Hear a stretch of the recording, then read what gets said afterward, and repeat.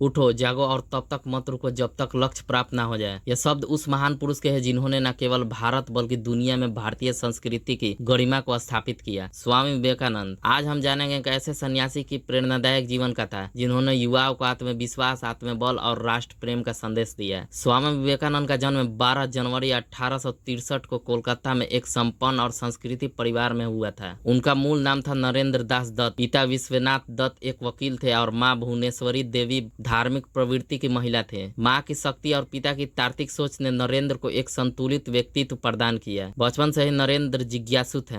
वे अक्सर गहराई से सोचते और हर बात पर सवाल उठाते। वे जानना चाहते थे, क्या आपने भगवान को देखा है? नरेंद्र की यह जिज्ञासा उन्हें एक दिन रामकृष्ण परमहंस के पास ले गई। जब उन्होंने वही सवाल रामकृष्ण से पूछा तो जवाब था, हाँ, मैंने भगवान को देखा है। जैसे मैं तुम्हें देख रहा हूँ वैसे ही, और मैं तुम्हें भी भगवान के दर्शन करा सकता हूँ। यहीं से नरेंद्र दास का जीवन बदल गया। रामकृष्ण परमहंस के मार्गदर्शन में उन्होंने आध्यात्मिक जीवन की राह पकड़ ली। गुरु की मृत्यु के बाद नरेंद्र ने संन्यास लिया और बन गए स्वामी विवेकानंद। 1893 में अमेरिका के शिकागो शहर में विश्व धर्म महासभा आयोजित की गई। स्वामी विवेकानंद वहां भारत के प्रतिनिधित्व करने पहुंचे, लेकिन उनके पास ना टिकट था ना आमंत्रण था। फिर भी उन्होंने हार नहीं मानी। कठिनाइयों को पार कर वे मंच तक पहुंचे। 11 सितंबर 1893 को उन्होंने अपना ऐतिहासिक भाषण दिया, sister and brothers of America. बस इतना कहते ही पूरा सभागार तालियों से गूंज उठा। विवेकानंद ने न सिर्फ हिंदू धर्म की गहराई को समझाया बल्कि भारतीय संस्कृति और आध्यात्मिक की महानता को दुनिया के सामने रखा। स्वामी विवेकानंद ने हमेशा युवाओं को जगाने की कोशिश की। वे कहते थे, एक विचार को लो, उसे अपना जीवन बना लो, उसी के बारे में सोचो, उसी का सपना देखो और उसी विचार को जियो। उनका मानना था कि युवाओं में असीम शक्ति होती है अगर वे आत्मविश्वास और अनुशासन के साथ आगे बढ़े। उन्होंने यह भी कहा, तुम्हें अंदर से बाहर की ओर विकसित होना होगा। कोई तुम्हें शिक्षित नहीं कर सकता,